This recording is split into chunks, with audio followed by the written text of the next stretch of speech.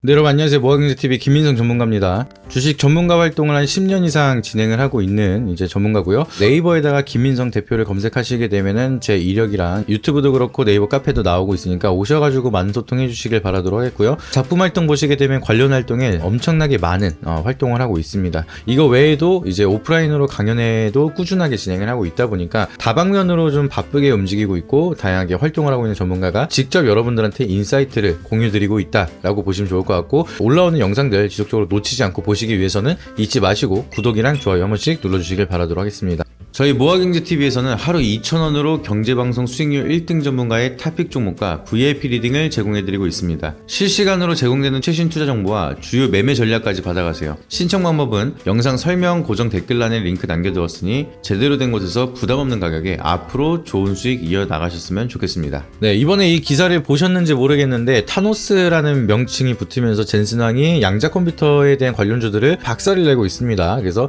양자 컴퓨터 관련돼서 상용화를 하기 위해서는 30년이 더 걸린다 라고 얘기를 하면서 젠슨왕에 대한 발언 때문에 관련주 기업들이 계속해서 조정을 받고 있는 상황이다. 과대 낙폭이 좀 크게 만들어지고 있습니다. 미국 주식 같은 경우에는 어마무시하게 빠지고 있는 종목도 만들어지고 있고요. 거기에 기반되어 있는 레버리지 ETF 같은 경우에는 아예 100% 손실을 보여주면서 청산까지 돼버리는 그런 상황이 만들어지고 있습니다. 그렇기 때문에 지금 타노스라고 얘기를 하면서 금융시장에 대한 변동성을 만들고 있는데, 이 양자 컴퓨터 관련된 모멘텀에 대해서 좀 자세하게 말씀을 드리도록 하겠습니다. 상용화에 대해서 우리가 어떠한 관점으로 바라보느냐에 따라 이제 젠슨왕에 대한 말이 맞기도 하고요, 틀리기도 합니다. 사실상 상용화라는 거는 너도 쓸 수 있는 그런 구간이 왔을 때 그때 이제 상용화가 됐다라고 우리가 얘기를 할 수가 있기 때문에 그 수준까지 올라가는 데는 사실 30년은 걸릴 거라고 생각을 하고 있습니다. 왜냐면은 구글이 최초로 이제 개발을 해서 양자 우위로 달성을 한 게 구글에서 큐비트 53개를 사용해서 기존에 있었던 슈퍼컴퓨터보다 더 월등한 기능을 보여주는, 연산 속도를 보여주는 컴퓨터 개발을 했고요. 그리고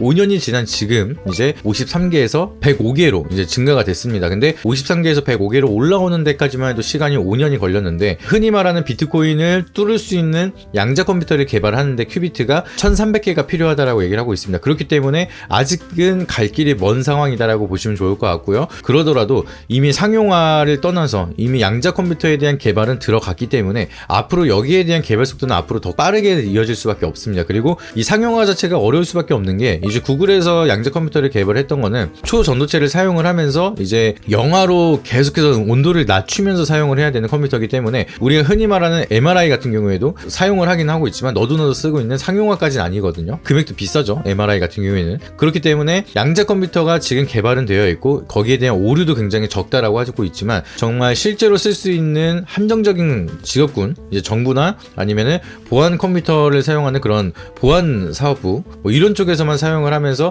너도나도 쓸 수 있는 구간까지는 갈 수가 없고요. 사실 슈퍼컴퓨터도 너도나도 쓸 수 있는 구간 아니죠. 그렇기 때문에 이미 개발이 되더라도 상용화를 바라보면서 이 투자 포인트를 가느냐, 아니면은 양자 컴퓨터가 진짜 실체가 만들어졌기 때문에 여기에 대한 방향성으로 투자 포인트를 끌고 가느냐, 이게 제일 중요할 거라고 좀 생각을 하고 있습니다. 제가 봤을 때는 양자 컴퓨터는 이미 만들어졌기 때문에 여기에 대한 모멘텀은 충분히 더 부각이 될 수가 있을 거라고 생각을 하고 있고요. 그렇기 때문에 CES 2025에도 양자 컴퓨터에 대한 사업 부분이 신설이 될 정도로 앞으로도 굉장히 중요한 키워드가 될 거다라고 보시면 좋을 것 같습니다. 그리고 여기에 대한 발언에 따라서 국내도 젠슨왕 한마디에 이제 양자 컴퓨터를 7년 내에 한국에서 1000개 사용하는 큐비트 컴퓨터를 개발을 하겠다. 양자 컴퓨터 이제 구글이 105개를 넣어서 개발했다라고 했죠. 큐비트 105개를 썼는데 14년이 걸리는 계산량을 5분 만에 끝냈다라고 합니다. 그만큼 엄청난 속도인데 큐비트 1000개면은 어마무시하겠죠. 근데 그거를 한국에서 개발을 하겠다라는 목표를 보여주고 있긴 하지만, 제가 봤을 때는 양자 컴퓨터를 우리가 먼저 선두하면서 큐비트를 1000개를 사용하고 개발을 하기에는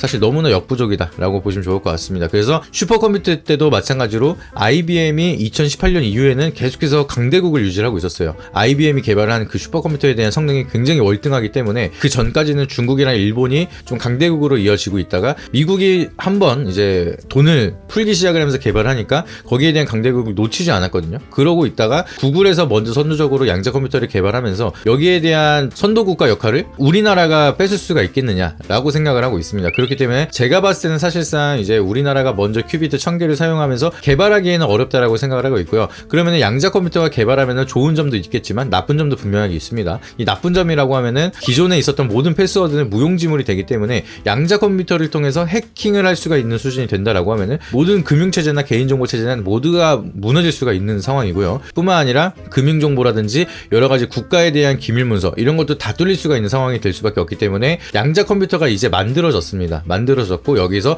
계속해서 성능은 업그레이드가 되는 구간만 남은 상황인데, 그러면 우리는 양자 컴퓨터를 만들기보다는 이거를 방어하면서 우리 정보를 보호할 수 있는 양자 보안 기술에 더욱더 R&D를 지속을 해야 된다. 연구개발 투자를 계속해서 해야 된다라고 보시면 되겠습니다. 그래서 우리나라 관련주 같은 경우에는 양자 컴퓨터를 개발하는 거에 대한 모멘텀을 가져가기보다는 양자 보안 기술을 가지고 있는 그런 기업들에 대한 모멘텀을 지속적으로 체크하는 게 굉장히 중요하다라고 보시면 좋을 것 같고요. 엑스게이트 같은 경우에는 양자 보안에 대한 모멘텀이 있다 보니까 시장에 대한 대적 역할을 하긴 했지만 젠슨왕에 대한 언급을 통해서 이번에 세론이 나타나고 주가가 좀 많이 밀리고 있는 모습이 나타나고 있습니다. 여기서 추가적으로 반등이 나올 수는 있겠지만 제가 봤을 때는 이렇게 이미 떠 있는 종목 그리고 차익 매물이 쏟아지고 있는 종목을 접근하기보다는 대적 역할을 이제 순환매가 돌아가기 시작을 하면서 다른 종목이 좀 더 모멘텀이 강하게 만들어질 수가 있습니다. 그래서 그 대장주에 대한 종목은 제가 봤을 때는 한국정보 인증이 좀 강한 상승세에 대한 모멘텀이 이어질 거라고 좀 생각을 하고 있고요. 이 한국정보 인증 같은 경우에는 양자암호 기술을 도입을 한 OTP를 개발한 이력이 있습니다. 이거는 세계 최초로 개발을 했는데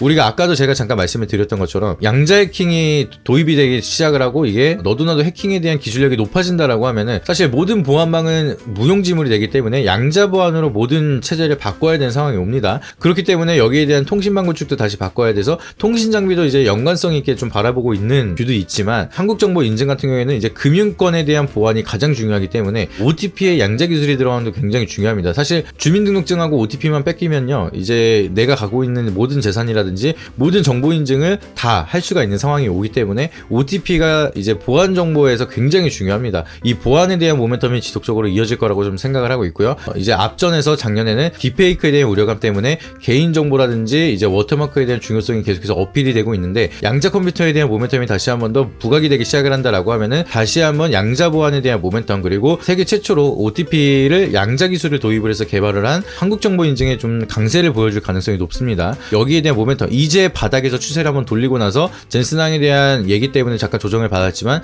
224일선을 지지하면서 버텨주고 있는 흐름이 보여주고 있기 때문에 여기서 다시 한번 더 추가적인 상승이 이어진다라고 하면은 앞전에 있던 매물대 여기서 한번 소화를 시켰고요. 추가적으로 올라가서 이제 전고점을 돌파한다라고 하면은 위에는 매물대가 거의 없는 상황이기 때문에 굉장히 강한 상승을 우리가 기대해 볼 수가 있습니다. 그래서 한국정보인증이 양자기술 보안 쪽에 대한 모멘텀은 이제 강하게 시세를 분출할 준비를 하고 있기 때문에 계속해서 주목해서 보셔야 된다라고 말씀을 드리고요. 다만 이제 언제 사고 언제 파는지에 대한 타점이 가장 중요하다라고 좀 보시면 좋을 것 같습니다. 그래서 여기에 대한 타점이 궁금하시고 내가 좀 더 도움을 받고 싶다. 김민성 전문가가 얘기를 하는 한국정보인증에 대한 타점에 대해서 좀 자세하게 도움을 받고 싶다라고 하시면은 하단에 있는 번호에다가 여러분들이 양자라고 문자 한 통 보내주시면은 문자를 보내주신 분들한테 저희가 다양한 정보를 무료로 좀 다 체크를 드리고 있을 거고요. 그리고 한국정보인증에 대한 자세한 인사이트도 알려드리도록 할 테니까 많은 시청 주시고 많은 도움 받아보시길 바라도록 하겠습니다. 오늘 영상이 도움이 되셨다라고 하시면 마지막으로 잊지 마시고 구독과 좋아요, 알림 설정 한 번씩 부탁드리도록 하겠습니다. 이상입니다.